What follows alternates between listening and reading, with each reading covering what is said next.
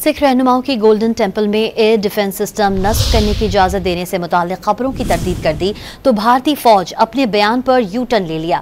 भारतीय फौज ने पाकिस्तान पर यह इल्ज़ाम आयद किया था कि कशीदगी के दौरान पाकिस्तान ने अमृतसर के गोल्डन टेम्पल पर एक बड़ा फ़ज़ाई हमला किया था जो भारतीय फौज ने नाकाम बना दिया, और उन्होंने ये भी दावा किया था कि गोल्डन टेम्पल के हुकाम ने उन्हें दिफा के लिए तैयारा शिकन बंदूकें लगाने की इजाज़त दी थी।